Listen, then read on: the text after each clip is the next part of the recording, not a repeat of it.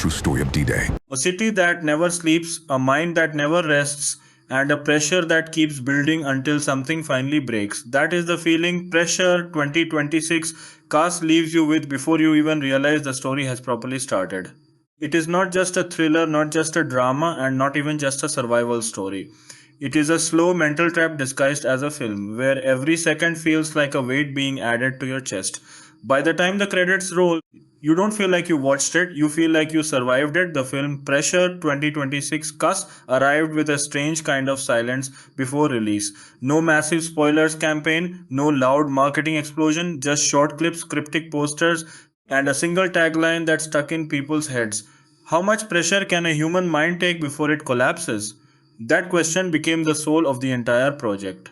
The story revolves around a group of ordinary people trapped in an extraordinary situation in a densely packed futuristic megacity where a sudden system failure locks down entire districts. But calling it just a disaster film would be too simple. The real disaster is not outside, it is inside the characters. Fear, guilt, ambition, trauma, survival instinct, and moral choices begin to crush them from within. The city becomes a mirror of their minds, and slowly the line between reality and psychological breakdown starts to blur.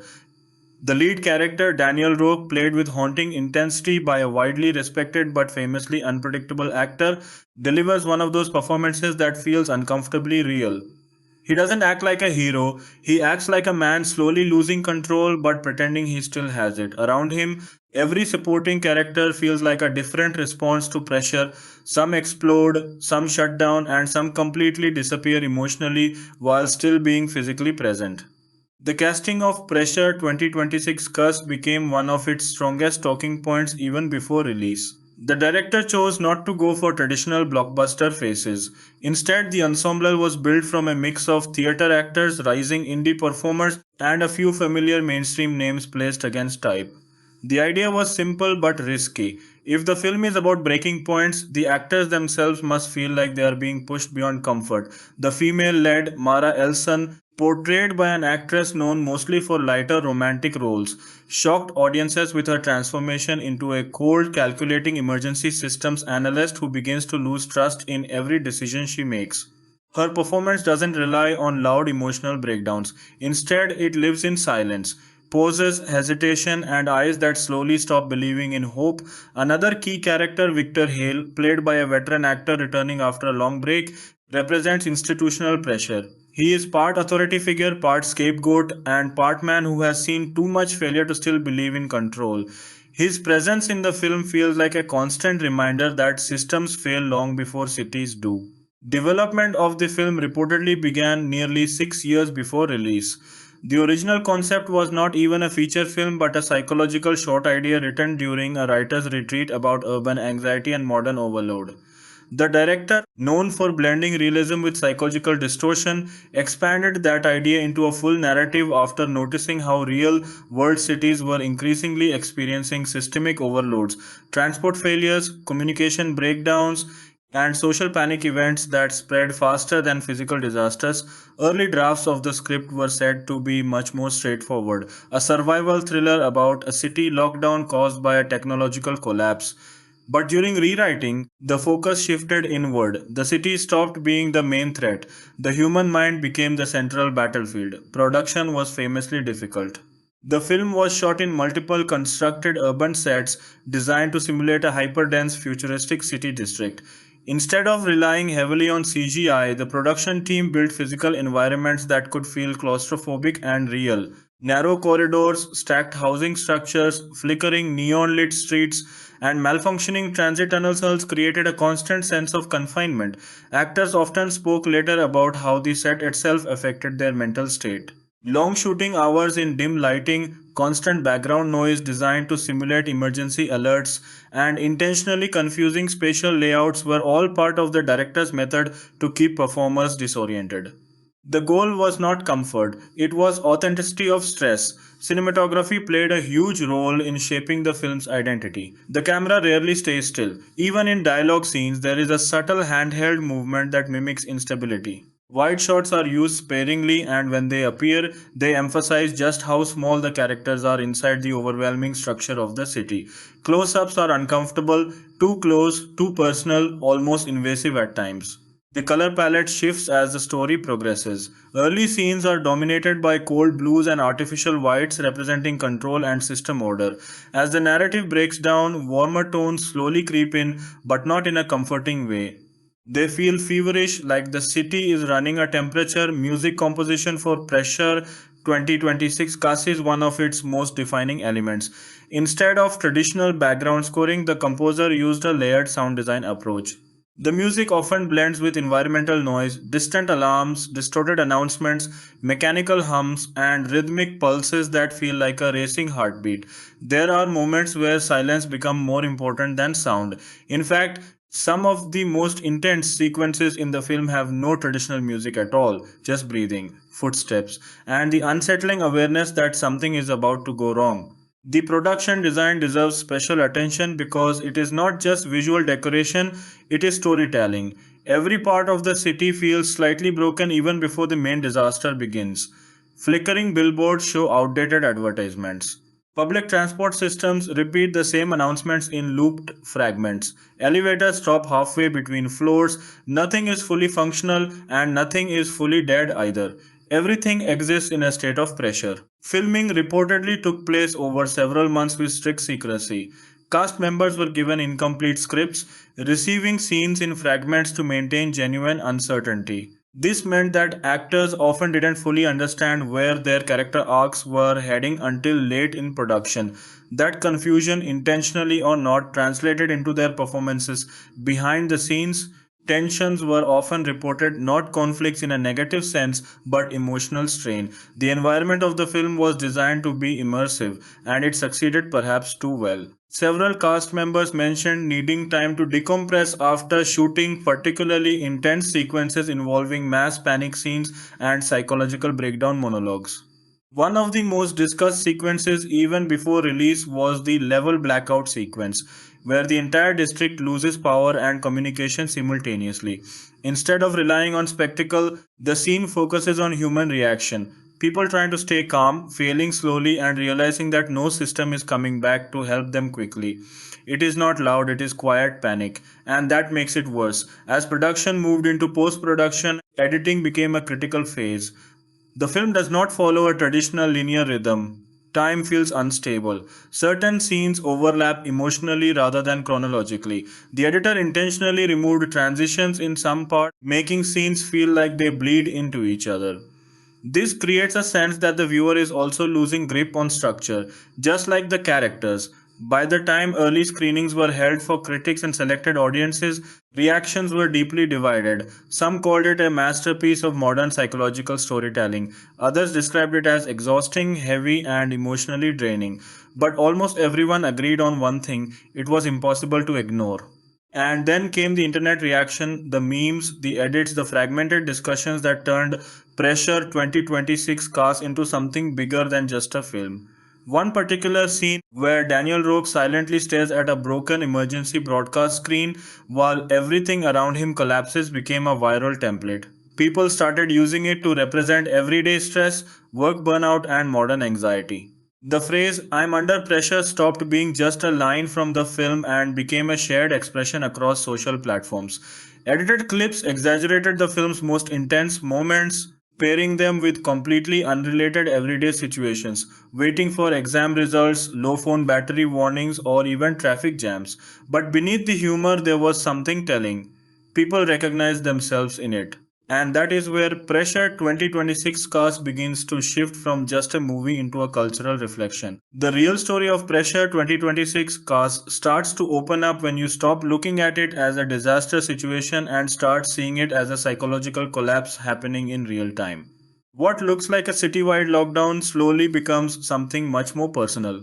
Every character is carrying a different version of fear, and the crisis simply forces it to the surface. Daniel Rock's arc is the emotional backbone of everything. At the beginning, he appears controlled, almost detached, like someone trained to stay calm under any situation. But as the systems around the city fail one by one, we learn that his calm is not strength, it is suppression. He is someone who has lived his entire life avoiding emotional breakdown by staying useful. When usefulness stops working, he starts to fall apart. There is a subtle detail in his behavior that becomes clearer on second viewing. He keeps repeating small routines even when they no longer make sense, checking devices that don't work, walking routes that are blocked, trying to follow procedures that no longer exist. It is not logic, it is denial in action.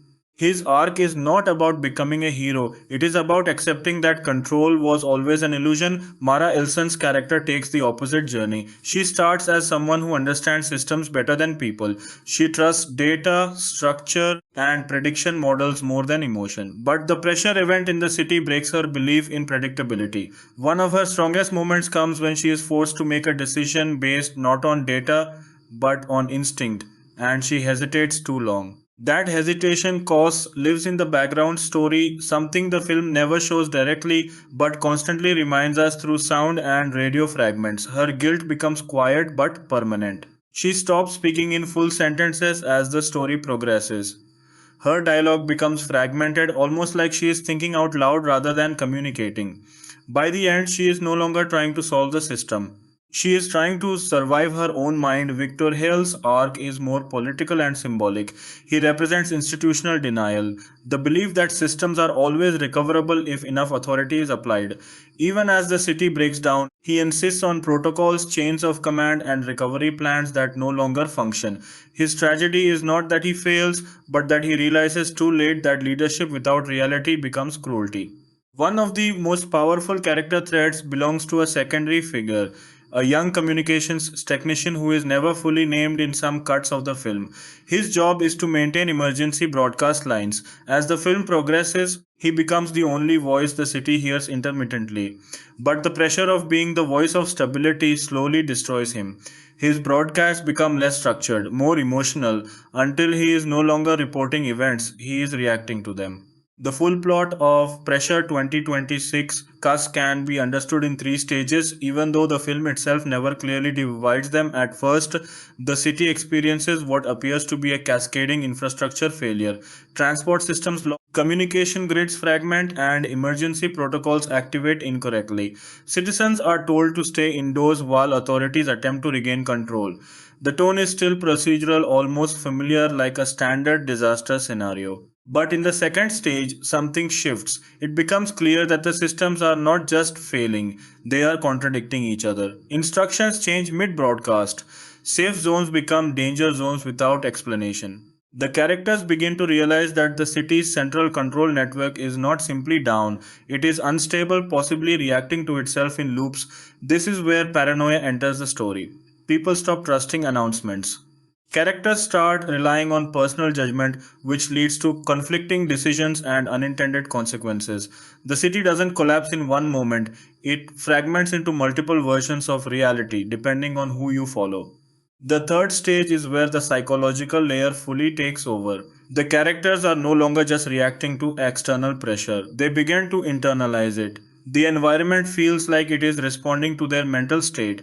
Hallways seem longer, distances change, time feels inconsistent. It is never confirmed whether this is literal system distortion or collective psychological breakdown. The film deliberately refuses to answer it. The major twist of the film arrives quietly, not as a reveal scene, but as a realization that builds over time. The central control system that was believed to be managing the city was already operating under emergency fallback mode long before the visible collapse. In simple terms, the city was already unstable before the disaster began. What people experienced was not the start of failure, but the exposure of long term systemic breakdown that had been hidden through automated corrections. This means the pressure event did not create chaos, it revealed it. Another twist involves Daniel Rock's backstory. It is suggested through fragmented memory sequences that he was once part of a systems testing team involved in stress simulation protocols for urban infrastructure. In other words, he may have indirectly contributed to designing the very system now collapsing around him. The film never confirms his level of responsibility, but the implication adds moral weight to his breakdown. Mara's final realization is even more internal. She understands that prediction models were always ignoring one variable: human emotional overload at scale. The system was built for technical failure, not psychological collapse. That missing factor becomes the true cause of everything falling apart. As the film moves towards its ending, the city is no longer shown as a coherent place. It feels like overlapping fragments. Some characters appear to be in different versions of the same space. Communication becomes symbolic rather than functional. Words lose meaning and are replaced by tone, hesitation, and silence. The ending interpretation of Pressure 2026 Kasi is one of its most debated aspects. On the surface, the final sequence shows partial restoration of city systems. Lights flicker back in certain districts, emergency signals stabilize. A controlled announcement suggests that order is being restored, but the film carefully avoids showing full recovery. Daniel is last seen standing in a corridor that is both familiar and unfamiliar. The lighting is stable, but his expression suggests uncertainty. He receives a message, whether real or imagined is unclear, that simply says pressure normalized. He does not respond, then the film cuts abruptly. What makes the ending powerful is not what happens but what is missing. There is no emotional resolution, no clear victory, and no confirmation that anything has truly been fixed. Instead, the film suggests that pressure is not something that ends, it only changes form. Reception to Pressure 2026 cast reflected this ambiguity. Critics were divided into two strong camps. One group praised it as one of the most honest modern portrayals of psychological and systemic stress ever put on screen. They highlighted its refusal to simplify complex emotional breakdown into action driven resolution. They saw it as a film that respects audience intelligence and emotional patience. The other group found it intentionally exhausting. Some described it as emotionally heavy to the point of discomfort, arguing that the lack of clear resolution made it feel unresolved rather than artistic. A few even called it a stress simulation rather than entertainment, but audience reaction was more interesting than critical response. The film developed a strong following among younger viewers and online communities who related its themes to real life pressure, academic stress, job insecurity, digital overload, and constant connectivity anxiety. Box office performance reflected this mixed reception in a unique way. The opening weekend was modest, not a blockbuster level, but strong enough to show curiosity driven attendance. However, instead of dropping sharply, the film maintained unusually steady earnings over several weeks. It did not explode, it persisted. Word of mouth played a major role, especially through online discussions and repeat viewings by viewers trying to decode its layers. International markets responded differently. Some regions embraced it as a philosophical sci fi thriller, while others treated it more like a niche psychological experiment. Overall, it became a slow burn success rather than an immediate hit. The meme culture around the film grew even faster than its box office momentum. Scenes of characters silently standing in collapsing environments became symbolic for modern burnout. The phrase pressure response activated turned into an ironic caption for everyday stress situations. What was once a fictional crisis began to mirror real emotional language online. In the end, Pressure 2026 cast works less like a traditional film and more like an experience that sits in your mind after it ends. It doesn't ask you to simply watch what happens to a city. It asks you to recognize what pressure does to people when they believe there is still a system that will save them. And when that belief finally breaks, what remains is not chaos, it is silence. Pressure 2026 doesn't really leave the audience in silence, it leaves them in echo. The strange thing about the film's final impression is that it keeps replaying itself in small emotional fragments. A sound here, a flicker of light there, a half finished sentence from a character who never got to complete their thought. This is where the film's deeper impact begins to settle, not as story anymore but as feeling. One of the most discussed post release interpretations came from viewers who believed the entire event of the city collapse might be happening inside a controlled simulation designed for stress testing human behavior. This theory was never confirmed by the filmmakers, but it gained traction because of subtle visual inconsistencies. Objects repeating in different locations, background extras appearing in similar positions across unrelated scenes, and emergency messages that sometimes seemed slightly out of sync with reality all fed into this interpretation. Another interpretation is much more emotional than technical. Many viewers believe the city itself was never the real subject of collapse, the human nervous system was. In this reading, the film is not about infrastructure failure but about collective anxiety reaching a breaking point in a hyper connected world.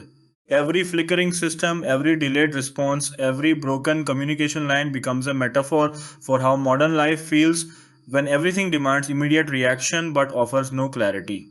The sound design supports this interpretation more than any dialogue. Even when nothing is happening on screen, there is always something happening in the audio layer, a distant alarm that fades in and out. A low frequency hum that feels like pressure building in the chest. A sudden silence that lasts just a second too long to feel natural. Many viewers reported that they could feel the movie even after turning it off, simply because the sound patterns stayed in their memory behind the scenes. The production process of Pressure 2026 just was shaped by this same philosophy. The filmmakers did not just want to show stress, they wanted to recreate it in the making of the film itself. The editing process reportedly involved long stretches of watching scenes without cuts, forcing editors to experience pacing in real time instead of artificially tightening it. Scenes were often left intentionally longer than standard cinematic rhythm would allow, creating discomfort that later became part of the film's identity. Even lighting design was treated as emotional pressure rather than visual style. In several sequences, lights slowly dim without narrative reason, not to indicate power failure but to subtly affect viewer mood. In other moments, lighting becomes too clean, too artificial, almost like an interrogation room disguised as a city street. This constant manipulation of visual comfort keeps the audience slightly off balance at all times. The musical score deserves deeper attention because it avoids traditional structure entirely. There are no recognizable themes that repeat in heroic or emotional form. Instead, the score behaves more like an organism. It breathes, it reacts, it withdraws. At times, it feels like it is listening to the characters rather than supporting them. In high tension sequences, instead of rising dramatically, the music often collapses inward, stripping away layers until only a single tone remains. That tone becomes more unsettling than any orchestral explosion could have been. One of the most experimental choices in the film was the use of audio absence. Certain scenes remove not just music but ambient sound entirely. No wind, no footsteps, no background hum. This creates an unnatural vacuum where even small movements feel amplified. Viewers described these moments as too quiet to be comfortable, which was exactly the intended effect. Silence in Pressure 2026 cast is not peace. It is pressure without expression. As discussions about the film expanded online, a strange pattern emerged. People began relating their own real life stress experiences to specific scenes. A delayed train became a system lockdown moment. A frozen phone screen became communication grid failure. A crowded workplace started being described as a pressure zone. The film unintentionally created a shared vocabulary for modern anxiety. This is where the meme culture around the film became more than humor, it became emotional translation. One of the most shared images was Daniel Roque standing still in a collapsing corridor while everything around him flickers. The caption variations were endless, but the meaning stayed the same. Trying to stay functional while everything feels unstable. Even though the film was heavy in tone, its cultural spread was surprisingly playful. People used its most intense moments to describe the most ordinary frustrations. This contrast between extreme cinematic crisis and everyday life created a strange kind of relatability that kept the film alive in digital spaces long after its release window. From a box office perspective, the film followed an unusual curve. Instead of a sharp rise and fall typical of major releases, it moved in waves. The first wave came from curiosity, the second came from confusion driven word of mouth, the third came from emotional connection. By the time it reached international streaming platforms, it had already transformed from a film into a discussion topic. In several markets, repeat viewings became more common than expected. Audiences returned not for entertainment but for understanding. Each rewatch revealed new background details, slightly altered emergency broadcast, subtle changes in background behavior, and visual inconsistencies that suggested either deeper meaning or intentional ambiguity. This rewatch culture helped extend the film's life cycle far beyond typical release expectations. Critically, the film continued to divide opinion even months after release. Some praised it as a breakthrough in psychological realism, arguing that it successfully externalized internal mental states in a way rarely seen in cinema. Others felt it deliberately withheld resolution to the point of frustration. But even critics who disliked it acknowledged that it was difficult to forget. The deeper analysis of Pressure 2026 cast eventually circles back to its core idea. The collapse is not an event but a condition. The city in the film is not destroyed in the traditional sense. It is overwhelmed by too many overlapping systems trying to function at once. Communication, control, safety, prediction, authority, all operating simultaneously until none of them can maintain coherence. This is mirrored in the character psychological arcs. Daniel represents suppressed emotional overload, Mara represents the collapse of analytical certainty, Victor represents institutional denial.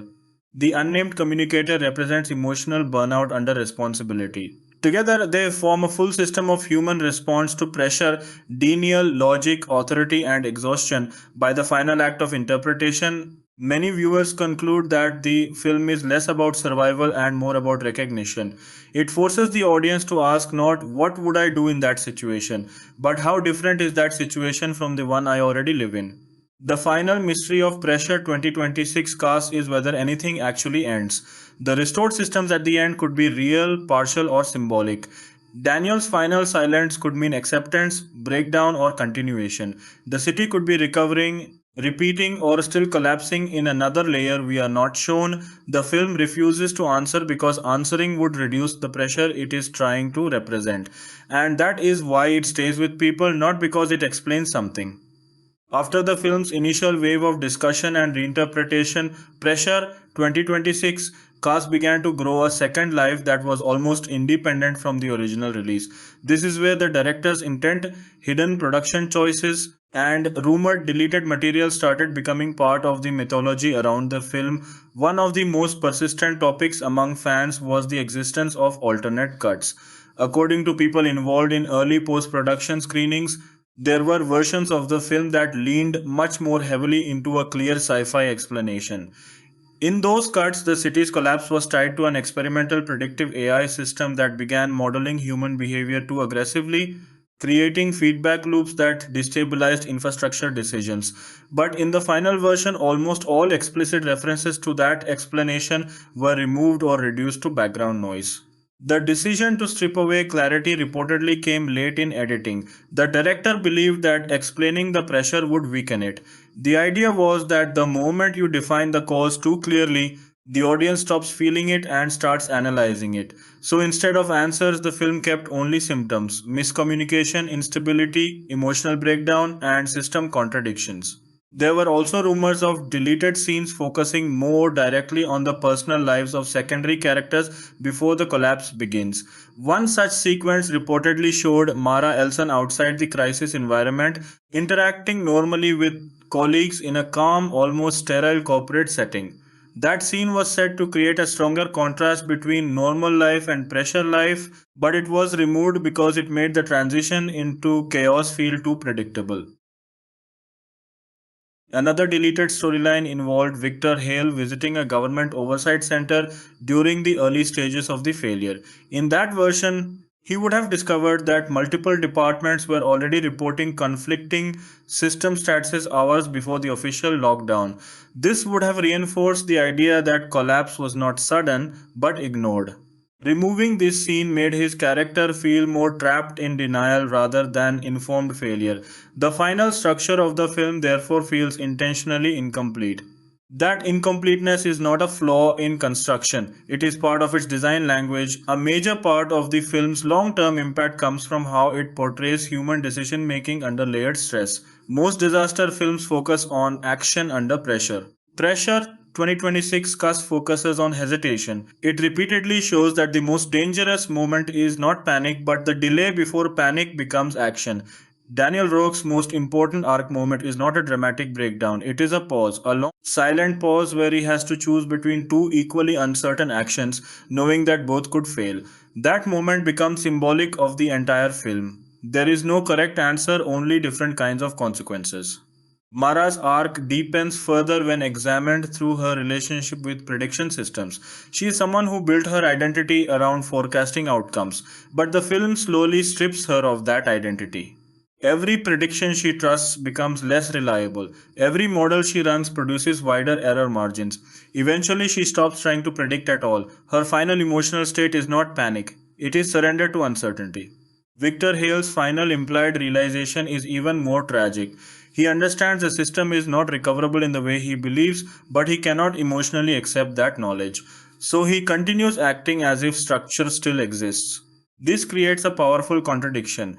He is both aware and unwilling to be aware fully. That duality defines his collapse. The unnamed communications technician becomes the emotional voice of the entire city. His broadcasts, which begin as structured emergency updates, slowly degrade into fragmented human reactions.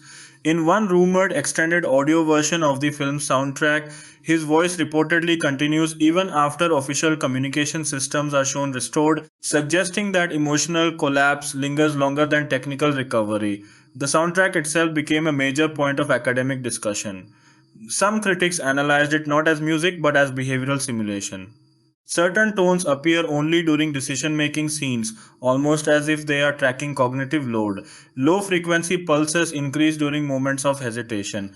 High frequency distortions appear during moments of information overload. Whether intentional or not, the score behaves like a nervous system externalized into sound. Another layer of analysis focuses on the city as a living organism metaphor. The infrastructure is not just breaking, it is reacting. Lights flicker like reflexes. Systems shut down like fatigue responses. Communication loops resemble panic signals. This interpretation suggests that the city itself behaves like stressed body and the characters are neurons inside it misfiring under overload. Marketing for the film also played a subtle role in shaping audience expectations. Instead of traditional trailers, the promotional campaign used fragmented emergency style messages, short audio clips, and incomplete visual sequences. Viewers were never shown a full context of the story before release. This created a sense of confusion that mirrored the film itself, making the audience experience a small version of pressure even before entering the cinema. There was also a deliberate absence of character explanation in promotional material.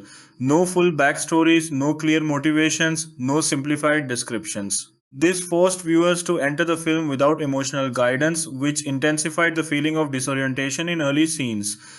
After release, academic circles began treating Pressure 2026 cast as more than entertainment.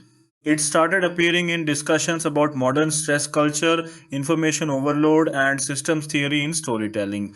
Some interpretations even compared it to real world urban stress patterns, suggesting that the film unintentionally mirrors how modern cities function under constant optimization pressure. Culturally, the film became less about plot and more about shared recognition. People did not just remember scenes, they remembered sensations. The feeling of too many alerts at once, the feeling of delayed information, the feeling of being responsible for decisions without enough clarity. These emotional states became the true story of the film for many viewers. One of the most interesting audience behaviors was selective rewatching. Instead of watching the entire film again, viewers would return to specific segments that matched emotional experiences in their own lives. A stressful day at work might lead someone to rewatch communication breakdown scenes. Academic pressure led viewers to revisit decision failure moments. The film became modular in how it was emotionally consumed. Over time, even its most confusing aspects became part of its appeal. The lack of answers was no longer seen as missing information, but as a representation of real psychological experience under pressure.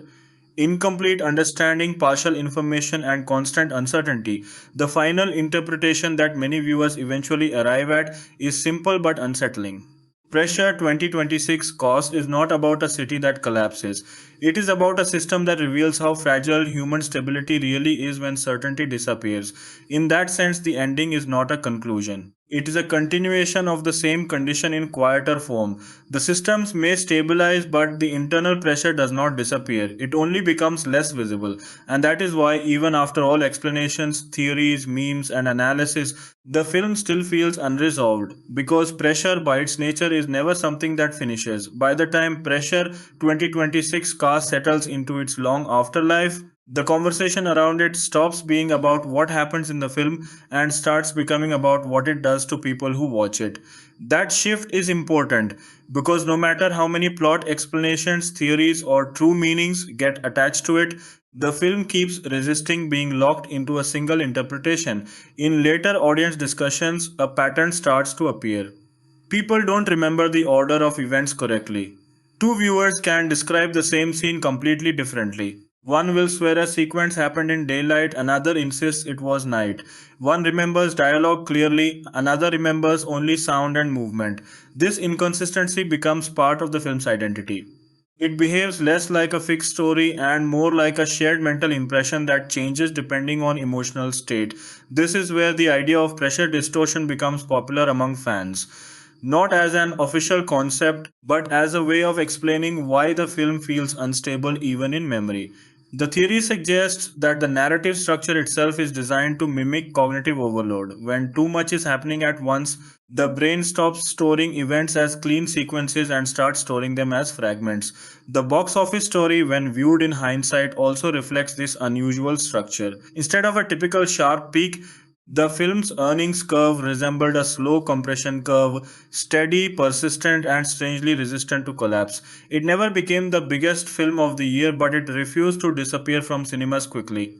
Even smaller theaters kept it running longer than expected because audience demand didn't vanish in a single wave. It faded, but it didn't fall. Internationally, its performance became even more interesting. In some regions, audiences interpreted it as a near future political metaphor. In others, it was treated as a psychological sci fi experiment. And in a few places, it became a kind of late night film, something people watched not for entertainment but for mood, almost like emotional simulation rather than storytelling. One of the more unusual outcomes was its adoption in online discussion spaces focused on mental health and burnout culture. Without explicitly being about those topics, the film became a reference point for describing emotional overload. Viewers began using scenes as metaphors for real experiences, system failure for burnout, broadcast loop for repetitive anxiety thoughts, and city silence for emotional shutdown. This cultural recontextualization gave the film a second identity. It stopped being only a narrative object and became a language tool. From a technical perspective, film analysts began breaking down how Pressure 2026 cast achieves its effect without traditional storytelling devices. One major point of discussion is its refusal to provide narrative relief. Most films alternate between tension and release. This film mostly removes release. Even quieter moments feel unstable, as if they are temporary pauses rather than resolutions. The editing rhythm contributes heavily to this. Cuts are sometimes slightly too early or slightly too late. Conversations don't always end where expected. Reactions sometimes lag behind events by a fraction of a second. These micro disruptions create a subtle discomfort that viewers often feel without immediately noticing why color grading also plays a psychological role. As the film progresses, the visual environment becomes less readable, not in terms of darkness or brightness, but in emotional clarity. Early scenes feel visually organized, later scenes feel visually crowded, even when they are not physically busy. This gives the impression that the world itself is struggling to maintain coherence. Another key detail often discussed in deep analysis is how the film handles faces. Close ups are frequent but rarely comforting. Characters are often framed slightly off center or partially obscured by reflections, screens, or environmental structures. This prevents full emotional readability. You never feel like you are seeing a complete emotional truth, only partial access. The ending, when revisited after understanding the full thematic structure, begins to shift meaning again. The final stabilization of systems is no longer interpreted as recovery. Instead, it becomes one layer of control reasserting itself over visible chaos. But beneath that surface, nothing confirms internal resolution. Daniel's final silence becomes especially important in this reading. It is not just ambiguity, it is exhaustion. Not the exhaustion of action, but the exhaustion of interpretation itself. He is no longer reacting because reacting implies clarity, and clarity no longer exists in his experience. Mara's arc, when viewed in this final interpretive layer, becomes almost tragic in a quieter way. She doesn't break dramatically, she simply loses trust in the idea that understanding leads to control. Her last emotional state is not fear but detachment, the moment when analysis stops being useful. Victor Hale, in contrast, represents the refusal to accept detachment.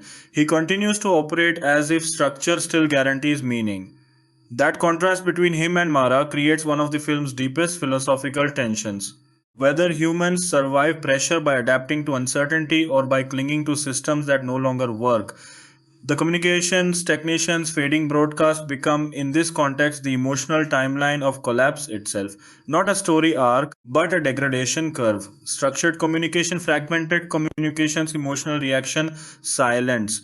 It is one of the clearest representations of pressure in the entire film because it shows breakdown as a gradual loss of structure rather than a single failure point. As the film's legacy expands, it begins to be compared to earlier works that explored systemic anxiety. But what makes Pressure 2026 art different in public discussion is its lack of a safe interpretive exit. Most films eventually resolve into explanation, even if symbolic.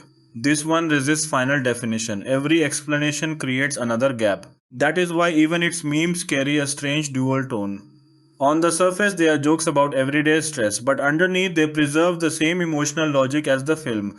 Systems failing under too many inputs, people functioning under unstable conditions, and humor used as a pressure valve for something that feels too large to articulate directly. In the end, the most consistent interpretation across audiences is also the simplest one, even if it feels unsatisfying to state directly. Pressure 2026 cast is not trying to explain collapse, it is trying to simulate what it feels like when explanation itself stops working. And that is why, long after the story ends, the experience doesn't really close. At this point in the film's extended cultural life, Pressure 2026 cast stops behaving like a release and starts behaving like a shared reference point. People don't just talk about it as a movie anymore. They use it as shorthand for situations where everything feels like it is happening at once and nothing feels fully controllable. Interestingly, the director's later interviews, brief, carefully worded, and often avoiding direct clarification, only added more layers instead of reducing them. When asked what the true cause of the city's collapse was, the response was always some variation of the same idea. The film was never designed to identify a single cause. That answer frustrated some viewers but satisfied others who felt the ambiguity was the point. Behind the scenes discussions that surfaced later painted a clearer picture of the creative philosophy. The writing process reportedly involved constantly removing explanatory comfort. Whenever a scene started to feel like it was giving the audience too much certainty, it was rewritten to introduce doubt again. This is why even technical explanations inside the film feel unstable. They are interrupted, contradicted, or rendered obsolete moments later. One of the most debated creative choices remains the absence of a traditional central villain. Instead of a person or entity causing the collapse, pressure itself functions as the antagonist. But pressure is never shown as an external force. It exists only through reactions, delayed decisions, overloaded systems, emotional breakdowns, and communication failure. This makes the conflict feel more like a condition than a confrontation. Because of this structure, some analysts began describing the film as a non antagonistic narrative, where conflict does not come from opposition but from accumulation. Every system tries to function correctly, and it is precisely that simultaneous functioning that leads to breakdown. Nothing is intentionally evil, everything is simply too much. This idea becomes especially clear when examining how the film treats time. Time in Pressure 2026 cast does not feel linear in an emotional sense, even if it is technically sequential. Certain moments feel stretched beyond normal duration, while others feel compressed.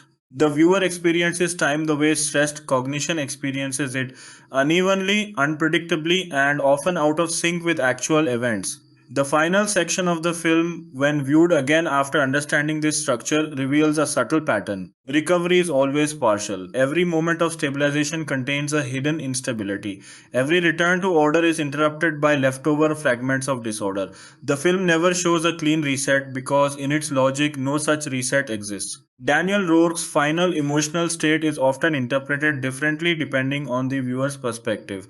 Some see it as acceptance, others as shutdown, but a growing interpretation suggests something more specific: functional detachment.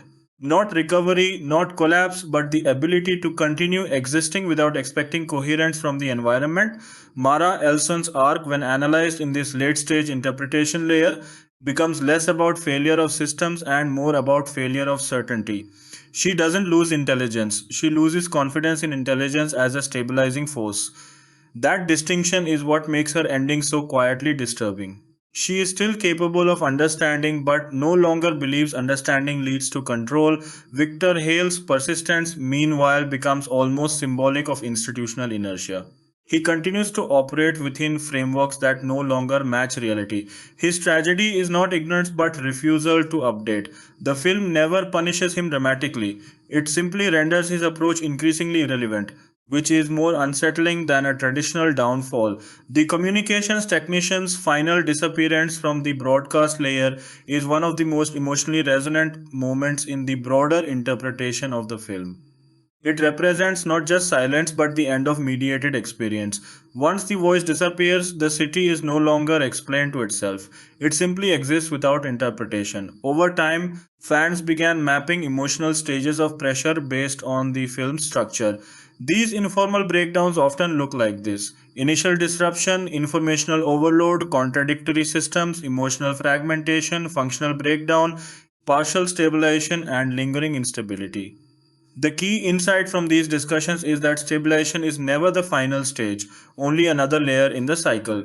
Box office analysts later noted something unusual in how audience engagement behaved. Instead of declining interest over time, the film maintained periodic spikes in attention. These spikes often correlated with real world stress events, exam seasons, economic updates, major news cycles. Without intending to, the film became periodically reactivated by external pressure conditions in society itself. Streaming era reception amplified this even further.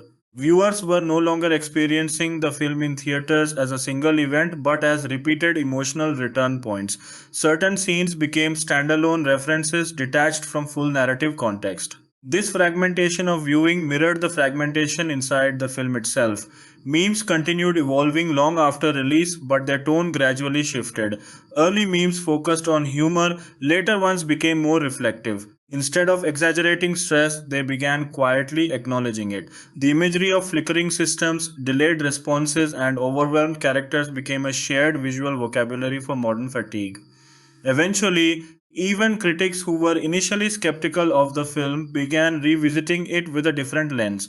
Some admitted that while it resisted traditional storytelling satisfaction, it succeeded in capturing something more abstract and more contemporary. The feeling of living in a state where too many systems overlap and no single narrative fully contains experience anymore.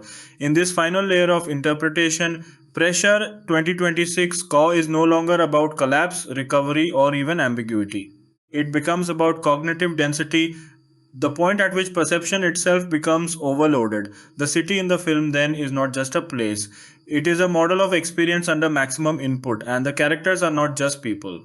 They are responses to that input, which leads to the most lasting realization the film leaves behind. Pressure 2026 Car begins to feel less like a film people watch and more like something they mentally return to when real life starts behaving in the same way it does on screen. Too many inputs, too many decisions, not enough clarity, and no moment where everything neatly pauses to make sense. What becomes especially interesting in later analysis is how the film unintentionally created a kind of emotional mirror loop. Viewers bring their own stress into it, and the film reflects it back in exaggerated, structured form. Then those viewers go back into real life slightly more aware of how their stress feels, but not necessarily less stressed. It doesn't resolve the feeling, it maps it. This is why some critics eventually started calling it a recognition film instead of a narrative film. Not because it lacks story, but because story is not the final function. The final function is recognition. This is what overload feels like when it becomes a system instead of an event. In deeper thematic readings, the city itself is often reinterpreted as a layered model of human cognition. Infrastructure equals memory systems. Communication networks equal attention pathways. Emergency protocols equal coping mechanisms. When everything begins to fail simultaneously, it resembles what happens in a mind under sustained pressure. Signals conflict, priorities collapse, and responses become delayed or contradictory. Daniel Rock, in this interpretation, is not just a character but a representation of decision fatigue under responsibility. His repeated actions, checking broken systems, following outdated procedures, attempting to restore order through familiarity, mirror how humans behave when overwhelmed. Returning to known patterns, even when they no longer work, Mara Elson becomes the embodiment of analytical collapse. She represents the belief that understanding something deeply enough guarantees control over it. The film gradually dismantles that belief without ever mocking it. Instead, it shows its limit. Analysis works only when systems remain stable enough to be analyzed. Victor Hale, on the other hand, represents structural inertia.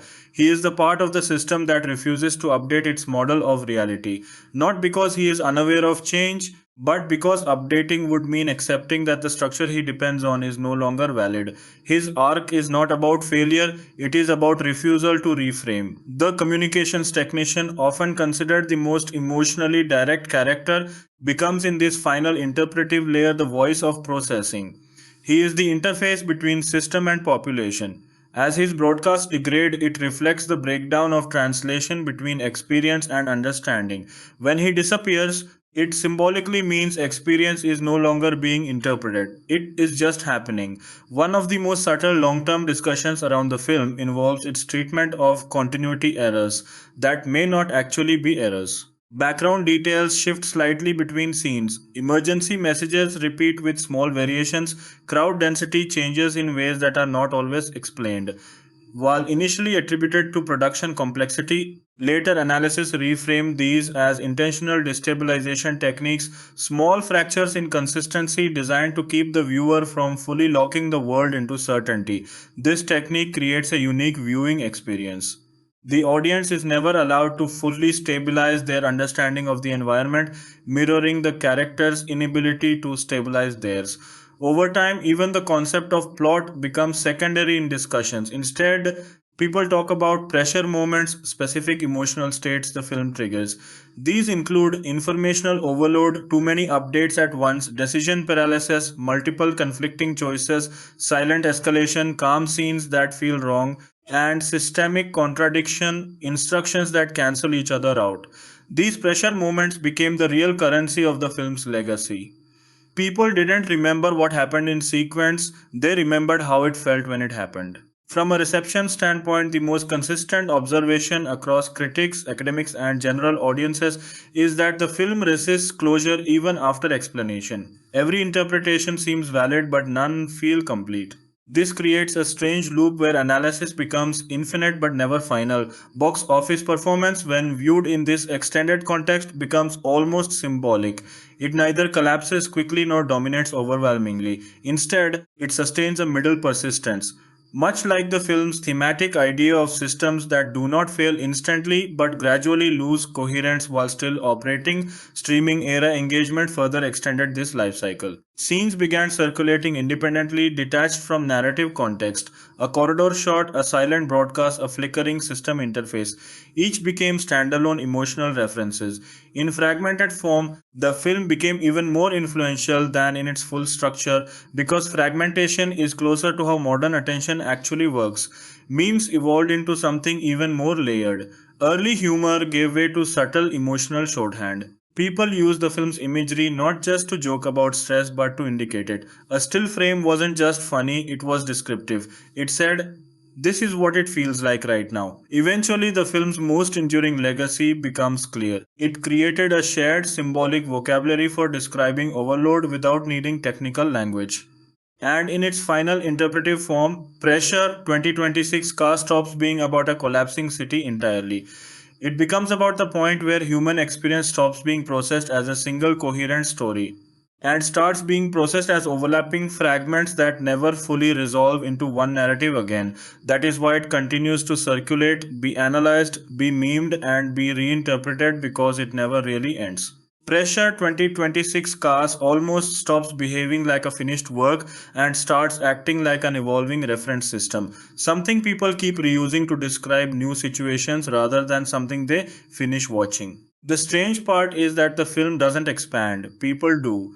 Every new wave of discussion adds another layer of meaning without changing the original footage. One of the final major interpretive shifts comes from how audiences began to connect the film to everyday modern environments in a more direct way. Offices, transport systems, digital platforms, and even social media feeds are increasingly described using the film's logic. Not because the film predicts these systems, but because it exaggerates their emotional structure so clearly that real life starts to resemble it in retrospect. In deeper academic readings, a recurring idea emerges. Pressure 2026 cause is less about collapse and more about saturation thresholds. Systems don't fail because one thing goes wrong, they fail because too many things are required to function correctly at the same time. That idea applies equally to cities in the film and to human attention in modern life. The result is a shared condition, constant partial functioning. Daniel Rock's final interpretive position is often described as post response awareness. He is no longer actively trying to fix anything in the traditional sense. Instead, he exists in a state where he understands systems are unstable but continues moving through them anyway. This is not heroism or defeat, it is adaptation without optimism. Mara Elson's trajectory, when extended into this final analytical layer, becomes even more emotionally distant. She represents the end of predictive certainty as a coping tool. By the end, she is not making wrong decisions. She is making decisions without expecting correctness to exist as a stable concept anymore. That shift is subtle but profound. It is the difference between failure and the abandonment of the idea of failure itself. Victor Hale's role, when viewed from this late stage interpretation, becomes almost historical rather than narrative.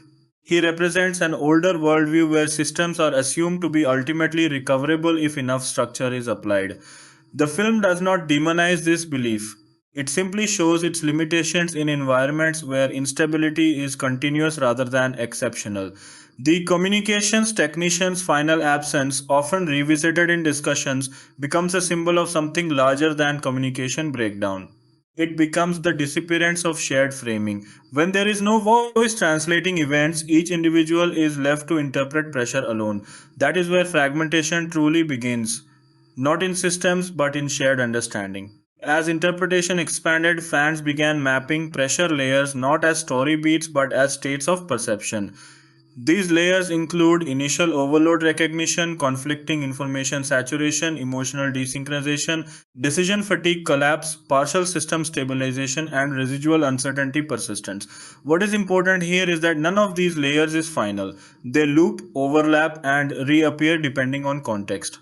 This looping structure eventually became central to how the film is understood. Instead of a beginning, middle, end progression, it is seen more as a cycle that can be entered at any point. This is why rewatching the film does not feel repetitive in the traditional sense. It feels like re entering a known state under different conditions.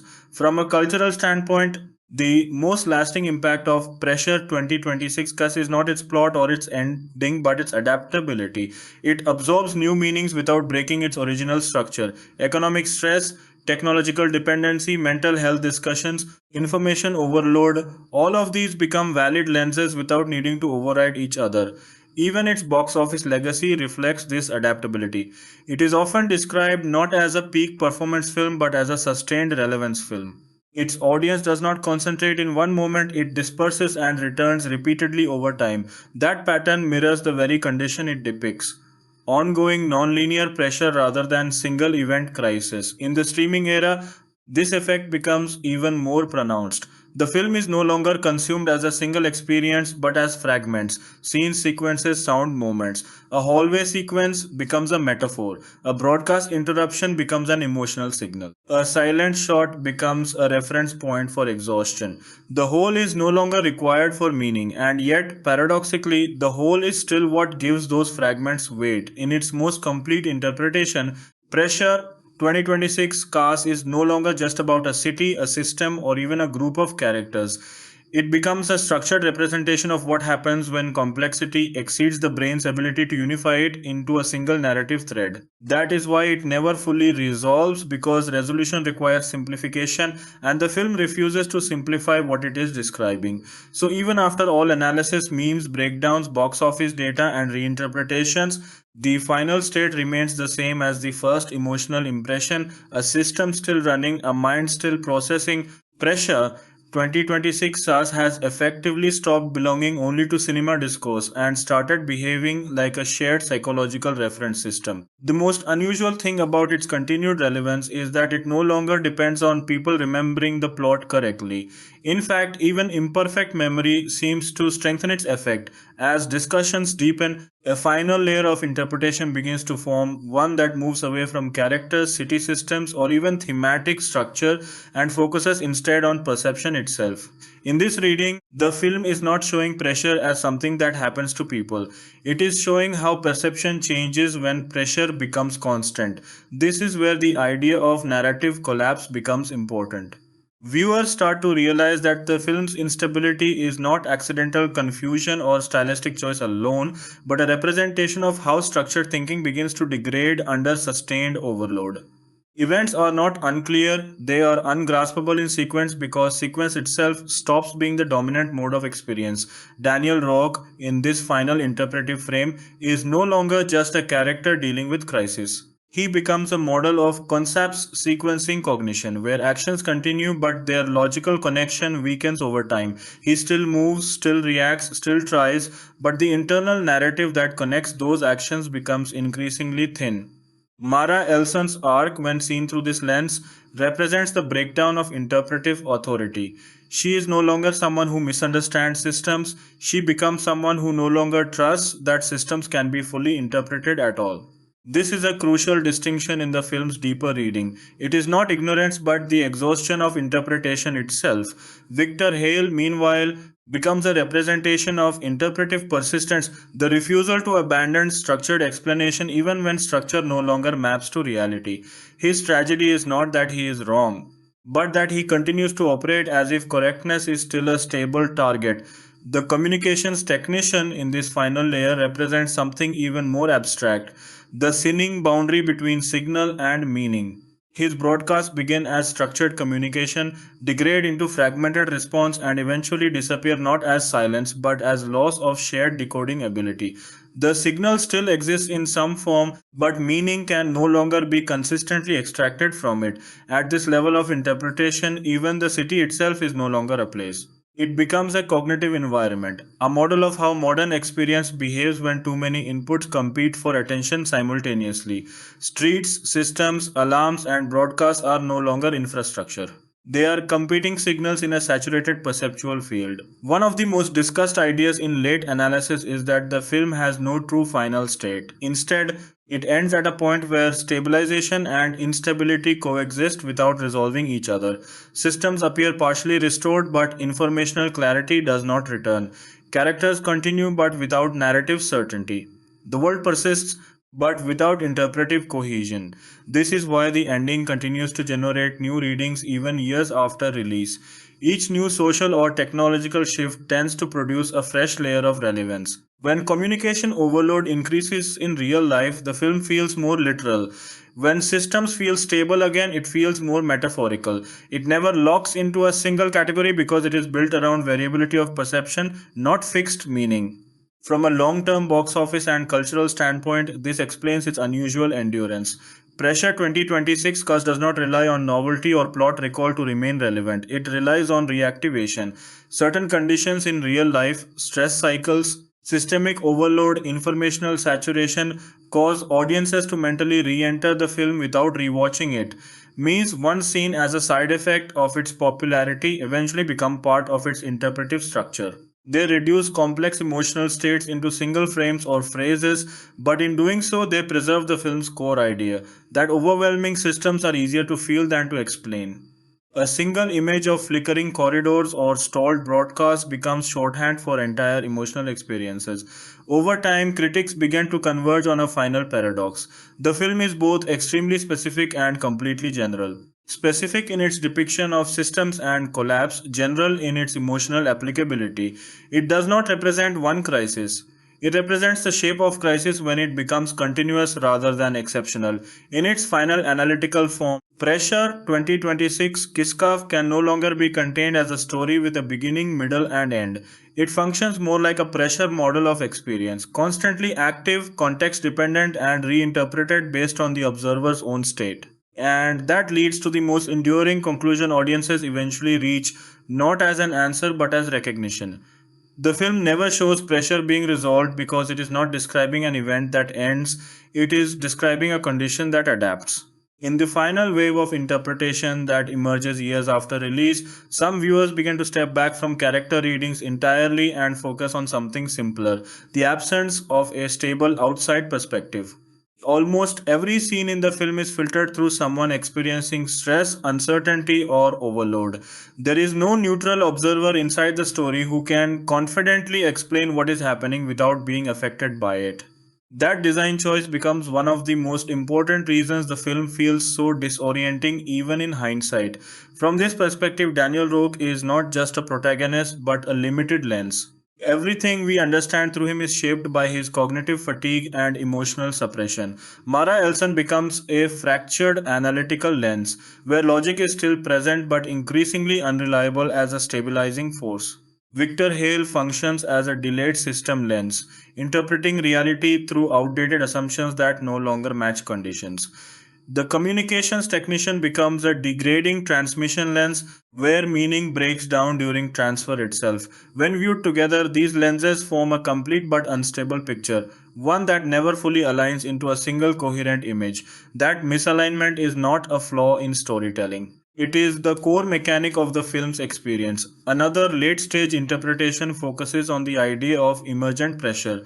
Instead of pressure being something applied from outside, it is understood as something that emerges when too many valid systems operate simultaneously without coordination. In this reading, nothing in the film is broken in isolation. Everything is functioning correctly on its own terms, but collectively, those correct functions produce collapse. This idea resonates strongly in modern analysis because it reflects real world experiences in digital and urban environments where multiple systems overlap. Communication, alerts, responsibilities, deadlines, and expectations. The film does not exaggerate failure, it exaggerates simultaneity. Even the concept of the ending begins to dissolve. Some viewers argue the film ends when systems partially restore. Others argue it ends when Daniel stops reacting. Others still argue it never ends at all because the final state is indistinguishable from the initial condition once enough time passes. That last interpretation becomes particularly influential. The idea that the film is circular rather than linear. In this view, the opening scenes already contain the echo of the ending, and the ending simply returns the system to a slightly different configuration of the same pressure state. Not resolution, reconfiguration, this circularity is what allows the film to remain culturally active. It does not require continuity of plot memory, it only requires recognition of condition. That is why people can reference it without recalling exact scenes. The emotional structure is enough. Over time, Pressure 2026 cast becomes less about interpretation and more about calibration. People use it to describe how overloaded systems feel when they stop producing clear outcomes. Not just collapse, but persistent partial function. When everything is working and failing at the same time. In this final analytical layer, even success and failure lose their usual separation. A system that continues operating under extreme strain is both functioning and breaking simultaneously. The film's world exists entirely inside that overlap. Daniel Roque's final state then is not closure but continuity without certainty. Mara Elson's final state is understanding without trust. Victor Hale's final state is structure without relevance. The technician's final state is signal without shared decoding. None of these are endings in the traditional sense. They are conditions that continue after narrative stops describing them, and that is the last quiet realization the film leaves behind when everything else has been analyzed, explained, memed, and reinterpreted. Pressure 2026 Casa never asks what breaks first. It shows what happens when nothing breaks completely, yet nothing can fully hold either, and in that space between breaking and holding, in the most extended readings, critics began to treat the film as a kind of closed system that never reaches equilibrium. Every attempt to define it, whether psychological, political, technological, or emotional, adds structure but also creates new gaps. The more precisely someone explains it, the more they expose it what cannot be stabilized. This is where a final interpretive shift often appears in discussions. The idea that the film is not describing pressure as a state, but pressure as a relationship. Not between people and systems, but between perception and overload itself. In other words, pressure is not something happening in the world of the film, it is what happens when the world cannot be fully processed in real time. From this angle, Daniel Roque is no longer just a man inside collapse.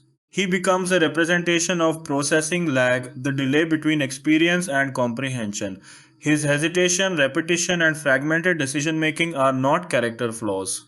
They are symptoms of a mind attempting to keep up with too much incoming reality. Mara Elson in this final reading becomes interpretive overload. She does not lose intelligence or clarity in a traditional sense.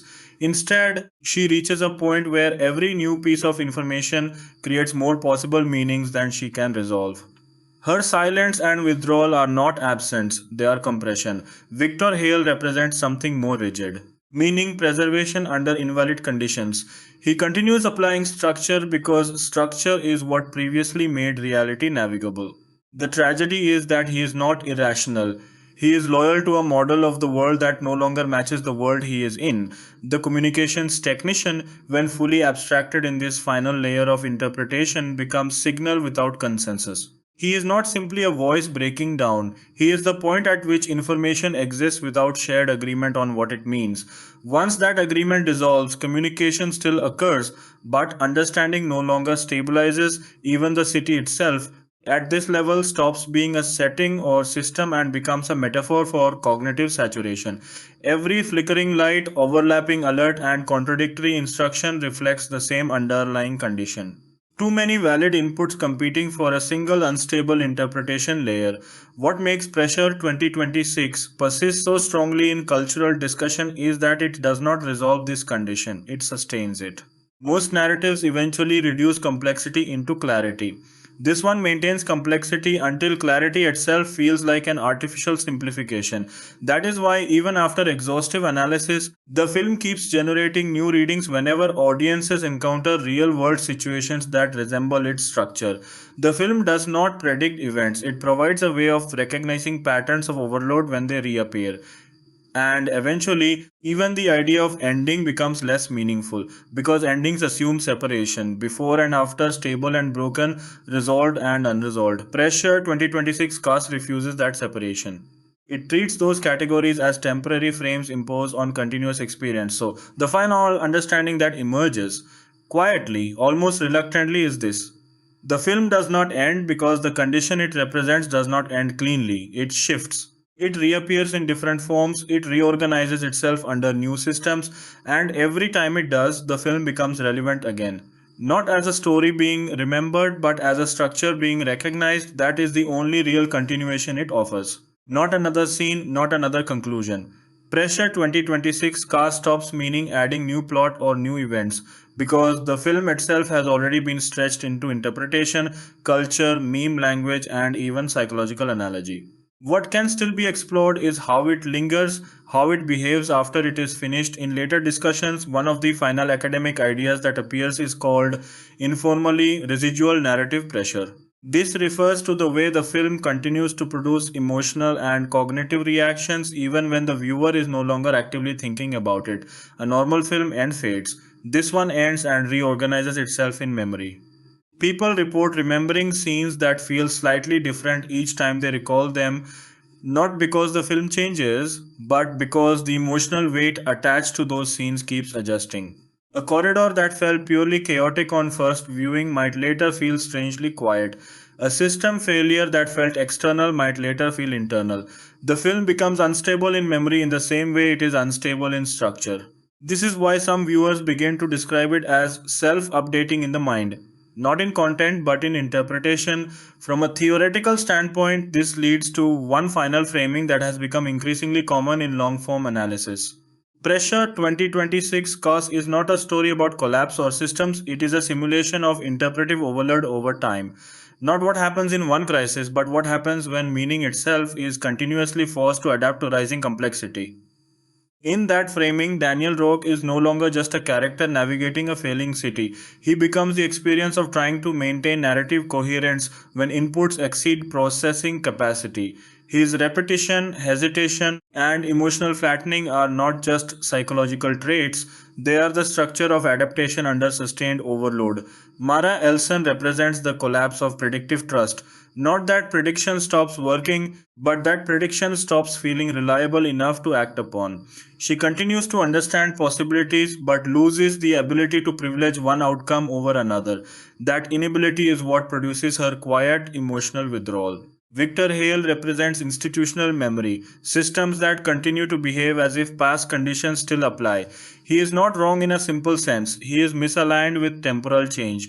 His tragedy is that institutions do not fail like individuals. They persist after relevance has already decayed.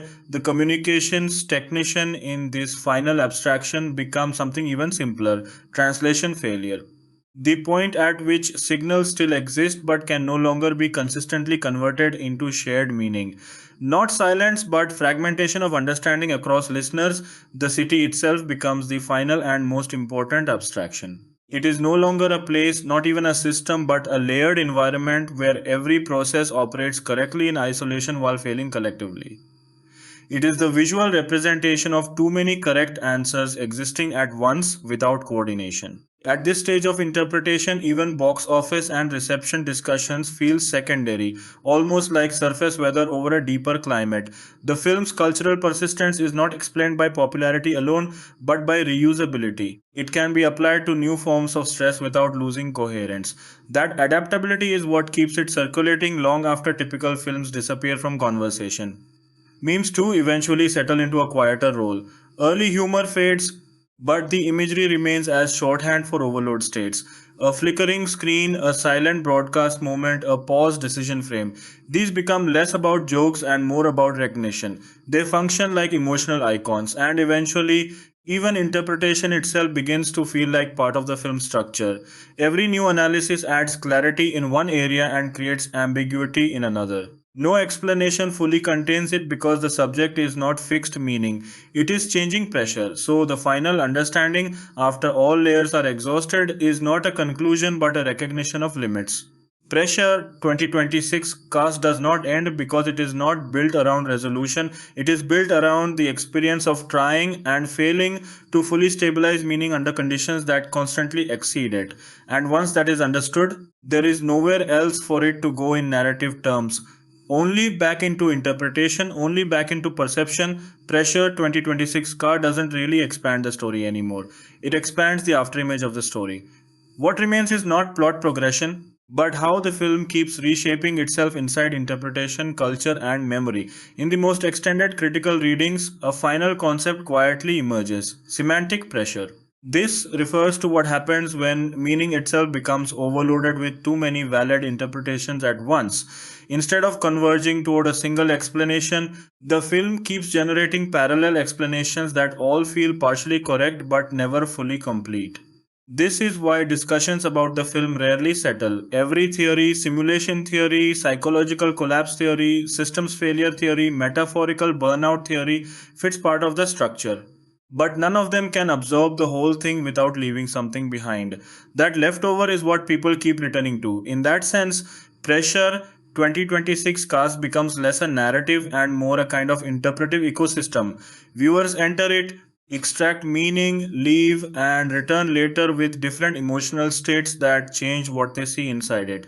The film does not change on its own, but it functions differently depending on the pressure the viewer brings into it. Daniel Roque's final interpretive form in this most abstract reading is no longer even human in symbolic terms. He becomes response under delay, the space between stimulus and understanding stretched until it becomes visible. His hesitation is not indecision, it is cognition exposed under strain. Mara Elson becomes self certainty layers. Not ignorance, not confusion, but multiple overlapping models of reality that cannot be reduced into one actionable truth. She does not stop knowing, she stops being able to prioritize what knowing means. Victor Hale becomes institutional echo, the repetition of systems past their relevance horizon. He continues to speak in frameworks that once stabilized reality but now only simulate stability. His presence is not wrong, it is outdated structure still performing itself. The communications technician in this final abstraction becomes something almost elemental, signal without shared reference. Communication that still exists physically but no longer guarantees shared interpretation. It is not silence, it is divergence of meaning inside the same message. Even the city dissolves further in this layer of reading. It is no longer infrastructure nor even metaphor. It becomes a condition where every subsystem operates correctly in isolation but fails to produce a unified outcome. In other words, perfection without coherence. At this stage, box office, reception, memes, and analysis all begin to converge into a single phenomenon cultural persistence under reinterpretation pressure. The film continues to exist not because it is being actively promoted, but because it is being continuously reactivated by new contexts that resemble its structure. That is why it keeps returning during moments of collective stress in real life.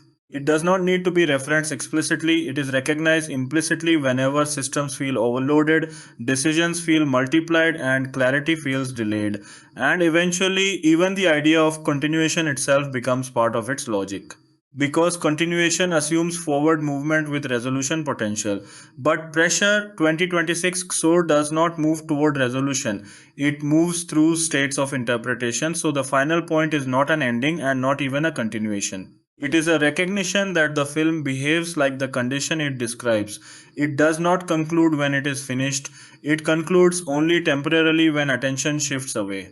And even then, Pressure 2026 cast doesn't add new layers so much as it reveals that there are no clean layers left, only repetitions of the same idea seen from slightly different emotional distances. The most recent wave of interpretation focuses on something almost uncomfortable in its simplicity. The film may not be about systems, cities, or even psychology in isolation. It may be about attention itself under load. Not attention as focus, but attention as a limited resource trying to distribute itself across too many simultaneous demands. In that reading, every element of the film becomes a pressure on attention. The flickering broadcasts compete with dialogue. The collapsing infrastructure competes with emotional reactions. Even silence competes because it forces interpretation without guidance. Nothing in the film allows attention to rest in a single stable place for long. Daniel Rourke in this final framing is not just experiencing pressure, he is attention trying to remain coherent. His repeated actions, his delayed reactions, his inability to fully commit to one decision are what attention looks like when it is split across too many urgent signals. He is not breaking down in a dramatic sense. He is being distributed too thinly across reality. Mara Elson becomes attention overload in analytical form. She can still process information, but every input generates branching possibilities that never collapse into one usable outcome. Her silence becomes a kind of forced narrowing, not clarity but limitation of interpretive bandwidth. Victor Hale represents attention anchored to outdated models. He continues to allocate focus to structures that no longer match current conditions. His failure is not lack of intelligence, it is misallocation of attention across a world that has changed faster than his framework can track. The communications technician becomes the clearest representation of this final idea. He is the channel through which attention is supposed to be coordinated across a system. As his broadcasts degrade, it is not just communication that fails, it is collective attention alignment. Each listener begins interpreting reality independently without shared synchronization. The city, when seen through this lens, is no longer even a system under stress. It is a field of competing attentional demands that cannot be fully prioritized at the same time. Infrastructure failure in this interpretation is just the visible outcome of invisible attentional overload. This is also why the film resists final explanation so strongly. Any explanation requires stabilizing attention on one frame of meaning. But the film keeps shifting frames faster than full stabilization allows. It does not deny meaning, it distributes it, and this is where its cultural persistence becomes more understandable. People return to it not because they forgot it, but because it mirrors conditions that are themselves recurring. Information overload, decision fatigue, fragmented focus, and constant partial attention in modern life, even its memes eventually reflect this shift. They stop being just jokes about stress and become small visual compressions of divided attention.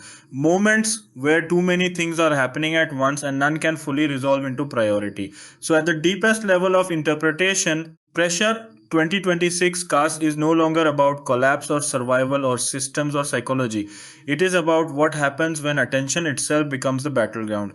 And once attention is overloaded, there is no single moment of resolution, only redistribution, only partial clarity.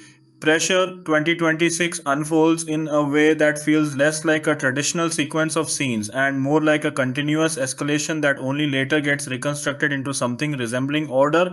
And when broken down scene by scene, it begins with an almost deceptively calm opening where Daniel Rock is shown moving through a dense, ordinary morning commute inside the megacity, the camera staying unusually close to faces and reflective surfaces as digital billboards flicker in the background with harmless advertisements and system messages that feel routine at first, while small micro disruptions, slightly delayed train arrivals, a brief glitch in a public announcement, a momentary power dip in one district, are treated by everyone around him as normal urban noise, but the tension is already present in how the film refuses to give a stable, wide, establishing shot of the city, instead, fragmenting geography into overlapping corridors, transport lines, and interior spaces that don't fully connect visually. Then the second sequence shifts into Daniel arriving at a control adjacent workplace, where he is not introduced as important but as functionally necessary, performing repetitive system checks that he seems almost emotionally detached from, while subtle audio design layers multiple unheard alerts in the background that the characters never directly respond to, suggesting the city is already speaking more than anyone is listening. And this is where Mara Elson is briefly introduced in a parallel environment, analyzing system stability reports in a clean, overlit monitoring room where her first lines of dialogue are purely technical, discussing probability deviations that feel insignificant at the time but are framed by the camera with uncomfortable intensity. Then the third sequence marks the first real fracture when a citywide synchronization update begins and fails mid process, causing transportation grids to pause simultaneously across districts without fully shutting down, leaving trains stopped between stations and communication boards stuck on partial messages. And the film lingers unusually long on ordinary citizens reacting not with panic but confusion, as if the world has simply forgotten how to continue for a few seconds. Then Daniel is pulled into a restricted corridor where Victor Hale is introduced indirectly through audio transmission before he appears physically, already arguing with unseen personnel about protocol integrity. And when Victor finally appears, he is framed in a static shot that contrasts sharply with Daniel's handheld instability, emphasizing institutional rigidity against individual disorientation. Then the fourth sequence escalates into the first pressure cascade where multiple systems begin contradicting each other. Evacuation alerts triggering in safe zones, safe status messages appearing in restricted zones, and emergency broadcasts overlapping in different tonal versions of the same instruction. While Mara notices that predictive outputs are no longer converging but branching infinitely, and her attempt to stabilize interpretation models fails silently without dramatic emphasis, which is important because the film refuses to mark this as a major turning point explicitly, instead letting it bleed into the next sequence where communication becomes unreliable, not through complete loss but through fragmentation. And this is where the communications technician character becomes central for the first time, as his broadcast feed is shown switching between structured announcements and unscripted interruptions that sound increasingly human and unstable. Then the fifth sequence is the blackout corridor event, where an entire district loses synchronized lighting and transport coordination but not power itself, creating an uncanny environment where systems are technically active but socially unusable. And Daniel moves through this space, encountering people who are not panicking but attempting to follow outdated instructions printed on screens that no longer update correctly, while Mara's data streams show impossible overlaps of system states existing simultaneously. And Victor insists that containment procedures are still valid even as the film visually proves they are not. Then the sixth sequence shifts tone into something more psychological, where spatial continuity begins to degrade subtly as characters move through environments that feel slightly reconfigured upon each return, corridors that seem longer, intersections that do not match prior geography, and conversations that restart with altered phrasing as if reality itself is losing synchronization. And Daniel begins repeating small procedural actions even when they are no longer relevant, marking the first clear behavioral loop that indicates cognitive pressure rather than external threat. Then the seventh sequence brings a critical convergence point where Mara and Daniel briefly interact in a transitional control hub that is half functional, and their dialogue is fragmented into overlapping technical and emotional registers, where Mara tries to explain system divergence while Daniel focuses on immediate physical containment, and neither fully processes the other's perspective, symbolizing the breakdown between analysis and action. Then, immediately after this, the communications technician's broadcast becomes the only stable thread across the city, but even that stability is shown to be degrading as his voice begins to lose synchronization with visual data feeds, sometimes describing events slightly before or after they appear on screen, creating temporal dissonance that the film never explains. Then the eighth sequence introduces what viewers later call the mirror contradiction phase, where emergency instructions actively reverse themselves within minutes, causing citizens to experience decision paralysis not from lack of information but from excess contradictory instruction. And Daniel attempts to manually restore a local system node but encounters a feedback loop that shows him recordings of his own earlier actions in places he has not yet been, implying either predictive system artifacts or cognitive distortion, while Mara reaches the conclusion that system models are not failing but multiplying beyond controllability. And Victor continues enforcing command hierarchy even when no unified hierarchy is detectable anymore. Then the ninth sequence is almost entirely experiential, where the film reduces dialogue significantly and focuses on environmental instability. Lights pulsing without pattern, distant announcements merging into ambient noise, and entire districts appearing to hesitate between states of operation. And here Daniel's emotional breakdown is shown not through shouting or collapse but through stillness, as he stops responding to incoming instructions entirely for a prolonged shot that feels longer than its actual runtime. Then the 10th sequence leads into partial restoration, where systems begin to reassert baseline functionality in isolated pockets, but this restoration is inconsistent and non-uniform, creating islands of stability surrounded by unresolved instability. And Mara recognizes that recovery is not reversal but segmentation, meaning the city is not healing as one system but fragmenting into independently functioning zones, while Victor interprets this incorrectly as success, reinforcing his structural denial. And Daniel simply moves through restored areas without emotional confirmation that anything has improved.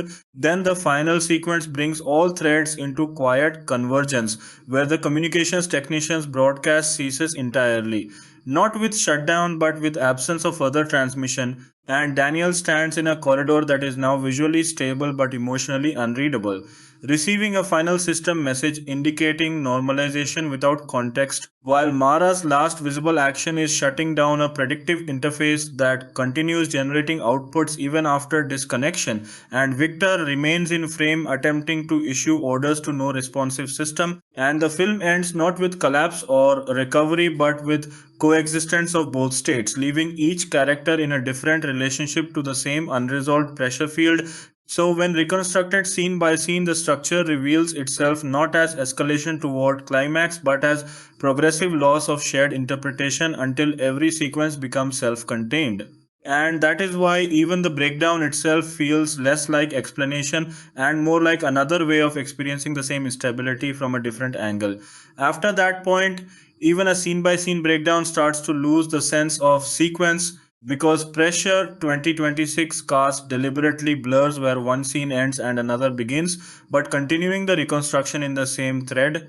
The film's later portion moves into what can be described as a sustained disorientation phase, where Daniel is no longer operating within a recognizable district structure, but instead moving through repeating environmental modules that resemble transit corridors, control tunnels, and residential access ways that subtly reconfigure themselves between cuts. And the camera begins to avoid establishing directionality altogether so that forward movement is no longer guaranteed to represent progress. While Mara is seen inside what appears to be a degraded analytical hub where multiple versions of the same system dashboard are layered on top of each other, each showing slightly different interpretations of city status, and her attempts to isolate a single true state fail repeatedly as the interface keeps regenerating alternate outputs faster than she can dismiss them. And this is where her character arc visually shifts into quiet withdrawal as she stops interacting with the system in full commands and instead just watches it generate contradictions, while Victor's scenes become increasingly repetitive in structure, always framed in rigid composition, often in half lit command rooms where he repeats authorization procedures that no longer connect to any responsive network. But the film never portrays him as delusional in a theatrical sense, instead, presenting him as someone faithfully executing a protocol that has lost its ecosystem. And meanwhile, the communications technician reaches his most unstable phase, where his broadcasts begin to overlap with environmental sound design so heavily that it becomes unclear when he is speaking versus when the city is producing noise. And some sequences suggest his voice is reacting to events in real time that he has no visual access to, creating the impression that communication has detached from perception entirely. And in parallel, Daniel enters what later analysis calls the non return corridor sequence, where he repeatedly passes through structurally identical environments but with minor variations in signage and lighting temperature, suggesting either spatial looping or cognitive fatigue representation. And here the film introduces one of its most debated micro scenes where Daniel encounters a group of civilians attempting to organize evacuation using conflicting instructions printed from different system states. And instead of panic, there is procedural disagreement as if survival itself has become administrative confusion. And this moment quietly reframes the entire disaster from catastrophic rupture into bureaucratic overload. After which, Mara briefly reconnects with Daniel through a partially functional relay system, but their conversation is heavily degraded, with key phrases dropping out or being replaced by system tones. And what remains understandable suggests that neither of them is operating under the same version of city reality anymore, which becomes a turning point not because something new happens, but because it confirms that shared reality has already fractured beyond synchronization. And immediately after this confirmation, the film enters a long stretch where external events slow down and internal perception dominates. With Daniel's actions becoming increasingly minimal and repetitive, Mara's analysis becoming purely observational, and Victor's command structure becoming purely performative. And during this stretch, the communications technician's presence becomes almost mythic rather than functional, appearing in fragmented broadcast segments that sometimes precede events rather than report them, reinforcing temporal ambiguity that the film never resolves. And then the penultimate sequence shifts into what appears to be partial system stabilization, where lighting grids, transport nodes, and broadcast systems begin returning to baseline operation in scattered regions. But the stabilization is inconsistent and lacks coordination, producing a city that is technically functional but experientially disjointed. And Daniel walks through one of these stabilized zones with no emotional reaction to the restoration, which is crucial because the film refuses to treat recovery as catharsis, while Mara observes that system outputs are now consistent but disconnected, meaning each subsystem behaves correctly but without shared alignment. And Victor interprets this as confirmation of recovery protocol success despite lack of unified evidence. And finally, the last sequence removes almost all narrative momentum and focuses instead on static presence, Daniel standing in a corridor that is visually normal but narratively unreadable, Mara shutting down her final active interface while still receiving residual data that continues generating after shutdown, Victor issuing commands into an unresponsive environment until his voice is no longer matched by any system response, and the communications technician's signal ceasing without dramatic interruption, simply fading into non transmission. And the film closes not by resolving the city's condition but by equalizing all perspectives into isolated continuity, where each character exists in a different relationship to the same unresolved system state. So, when continued in scene by scene form, the structure ultimately reveals that there is no final escalation point or concluding rupture, only progressive desynchronization of perception until every sequence becomes its own self contained version of reality under pressure. And that is why even the act of breaking it down still feels like re entering it rather than explaining it from outside. Pressure 2026. Continuing the scene by scene breakdown becomes less about adding new events and more about tracing how the film gradually removes the idea that events are being shared at all. Because the last section of the film quietly shifts into a state where Daniel, Mara, Victor, and the communications technician are no longer clearly operating within a single synchronized timeline. And the remaining scenes begin to behave like parallel experiences stitched together through editing rather than cause and effect, starting with Daniel in what appears to be a restored transit corridor that visually matches earlier normal city sequences, but the emotional tone is completely absent of relief, as if restoration itself has become indistinguishable from continuation, and he moves through the space without reacting to signage or system confirmations that declare stability, while Mara's final analytical sequences show her interface no longer presenting new data but instead repeating slightly altered versions of previously seen system states, creating the impression that analysis has reached a closed loop where every new input only reaffirms existing contradictions. And Victor's last active scenes reduce him to procedural repetition inside a command structure that no longer has external confirmation, where he continues issuing directives that are perfectly formatted but increasingly meaningless in practice, and the communications technician, now almost entirely detached from any identifiable location, appears only through fragmented audio visual transmissions that sometimes overlay unrelated city spaces, as if his broadcast is no longer anchored to geography but to residual signal pathways that persist after system coherence has dissolved. And then the film enters what can be understood as the final desynchronization sequence, where all characters are effectively shown reacting to different versions of the same moment. Daniel experiencing stabilization as inertia, Mara experiencing it as unresolved data persistence, Victor experiencing it as institutional validation, and the technician experiencing it as fading transmission noise. While the editing intercuts these perspectives without confirming which, if any, represents a dominant reality, and the environments themselves begin to reflect this fragmentation, with lighting consistency breaking down subtly between cuts, background extras appearing and disappearing without narrative acknowledgement, and system announcements continuing to play even in visually stable areas, suggesting that information flow has outlived structural integrity. And in one of the final extended scenes, Daniel stands inside a corridor that mirrors the opening film location almost perfectly, creating a circular visual callback. But instead of narrative closure, the scene is extended unnaturally long, emphasizing stillness over resolution, while Mara's last visible action is not a breakthrough, but the passive observation of a system model continuing to generate outputs after she has stopped engaging with it, reinforcing the idea that interpretation itself has become autonomous from the interpreter. And Victor's final presence is reduced to a voice issuing standard restoration commands into what is effectively an unresponsive void, where the language of authority persists even after its target system has ceased to acknowledge it.